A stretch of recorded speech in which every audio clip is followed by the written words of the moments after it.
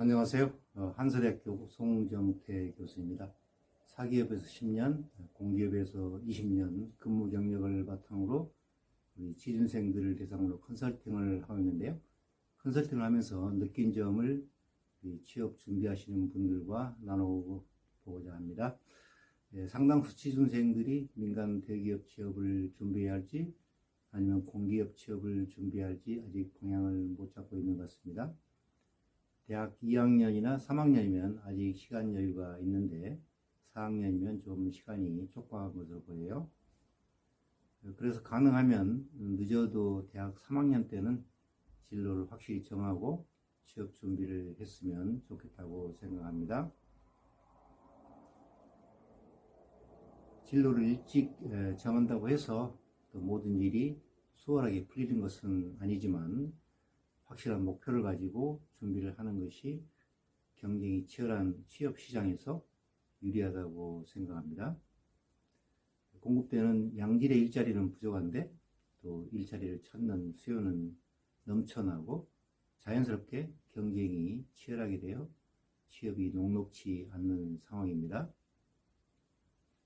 그러다 보니 대학을 졸업하고도 짧게는 1년, 또 길게는 3년 이상 취업을 준비하는 소위 장수생들이 아직 취업시장에 머물고 있게 되고요.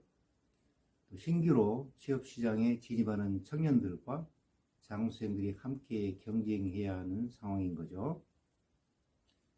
그래서 가능한 빨리 사기업을 갈지 공기업을 갈지 진로를 정하고 준비하는 게 더 나은 방법이라고 보여집니다. 사기업과 공기업의 채용 절차가 다르고 이에 따라 준비해야 하는 것들이 다르니 진로를 사전에 잘 파악하고 준비하는 사람들과 그렇지 않은 사람들과는 차이가 나겠죠. 물론 능력이 된다거나 준비할 시간이 충분한 학생들은 두 가지 모두를 준비해서 상황에 따라 또는 본인의 적성에 따라 좀 더 자신에게 알맞는 진로를 선택하면 좋겠지요. 다시 말하면 어느 한쪽을 좀 더 비중을 두고 7대3이나 8대2 정도로 시간을 배분하는 방법도 있겠어요. 그래서 사기업과 공기업에서 모두 근무해 봤고 현재는 취업 컨설팅을 하고 있는 입장에서 진로를 고민하고 있는 취준생들과 5가지 관점에서 의견을 나눠보고자 합니다. 특히 민간 대기업과 규모가 큰 공기업을 중심으로 말씀드리니 감안하고 들어주세요. 첫 번째는 공기업과 사기업의 취업 절차, 두 번째는 입사 후 근무 환경, 세 번째는 회사 경영의 지속 가능성과 잡 시큐리티, 네 번째는 은퇴 후 노후 준비 충족 여부, 마지막 5번째는 인생 2막 직업의 계속성에 대해 얘기해 보겠습니다. 우선 첫 번째 공기업과 사기업의 취업 절차입니다. 공기업은 구조화된 평가 시스템을 갖고 있죠. 일부 차이가 있긴 하지만 대부분 서류, 필기, 면접 순으로 진행이 됩니다. 서류는 입사 지원서를 내야 하는데 여기에는 토익 점수 등 자격 요건과 서류평가 가점 사항들이 있고요. 필기는 직업 기초능력평가인 NCS와 직무능력평가인 전공시험입니다. 면접은 1차 직무면접과 2차 인성면접으로 구성되고요. 실제로 공공기관, 공기업 등에서 채용 서류평가도 해봤고 또 면접관으로 참여도 해봤는데요. 확실히 구조화된 채용 절차를 잘 이해하는 것이 합격으로 가는 지름길이라는 것을 알 수 있었습니다. 이와는 달리 사기업은 면접과 평가가 더 유동적일 수 있으며 각 회사마다 요구하는 자격이나 절차가 다를 수 있습니다. 공기업만큼 자격증이나 스펙을 중시하지는 않아요. 최근에는 신입사원을 채용해서 바로 써먹기 위해 경력 있는 소위 중고 신입을 선호하는 경향이 강해지고 있습니다. 따라서 진로를 선택한 후에는 각 기업의 채용 절차를 정확히 이해하고 준비하는 것이 중요합니다. 두 번째, 입사 후 근무 환경입니다.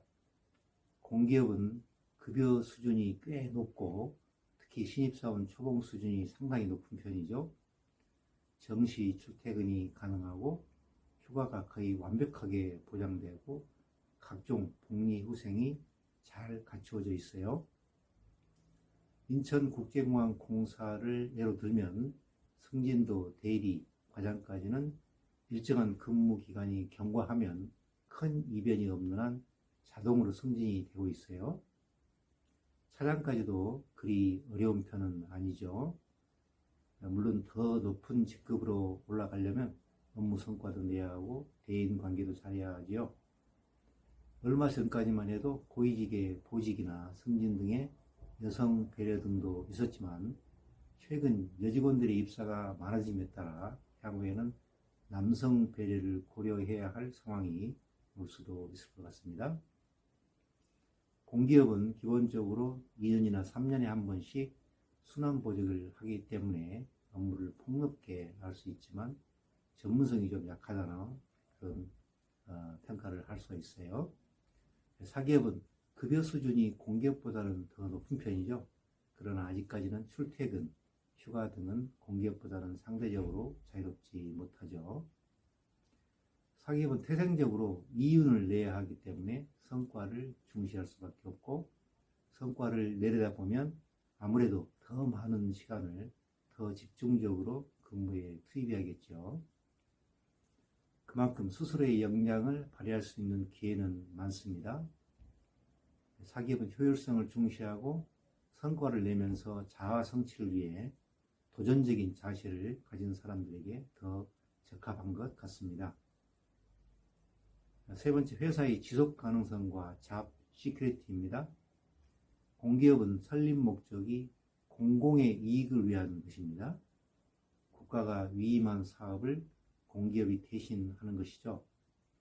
국가가 망하지 않고 공익의 목적이 존재한다면 공기업은 경제 상황에 크게 영향을 받지 않으며 위기 상황에도 지속적인 고용이 보장이 됩니다.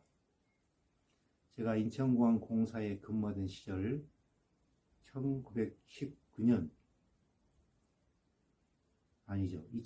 2019년에 코로나 팬데믹 사태가 발생했죠. 그때 인천공항공사 직원과 자회사 직원들은 가문 없이 안정적으로 근무를 할 수 있었습니다.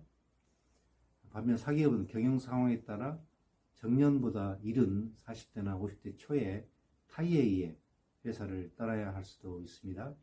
이런 일들은 과거 IMF 경제 위기 때나 이때도 여실히 나타났고요. 또 얼마 지나지 않은 코로나19 상황에서도 많이 목격이 되었어요. 과거에는 정말 건전한 상식으로는 이해가 되지 않는 일들이 사기업에서는 비일비재하게 일어났습니다.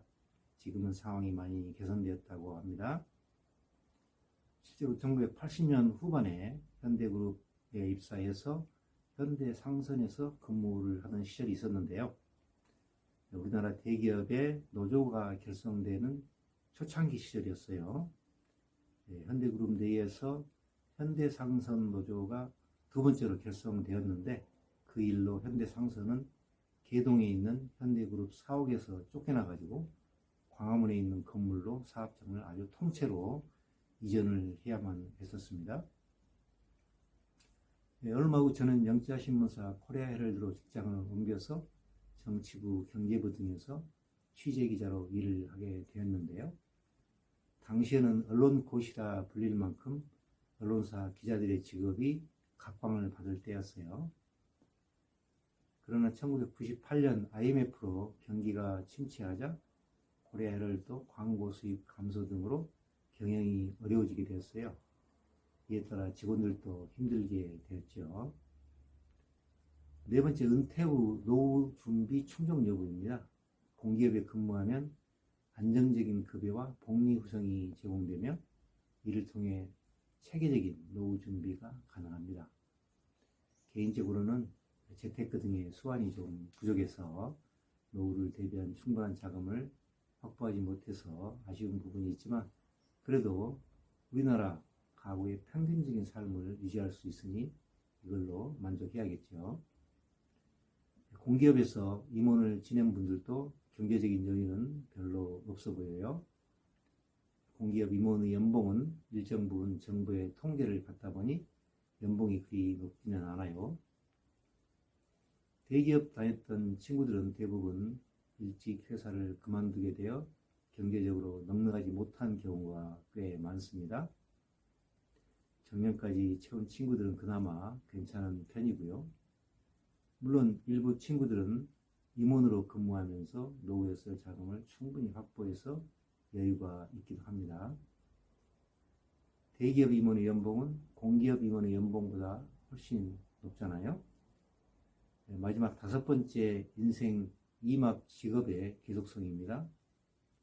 저는 현재 인천공항공사를 명예퇴직한 후에 한서대학교에서 항공산업에 대해 강의하고 있는데요. 이것이 가능했던 것이 인천공항공사 재직 시에 회사가 공부를 할 수 있도록 지원하고 배려해 준 덕분입니다.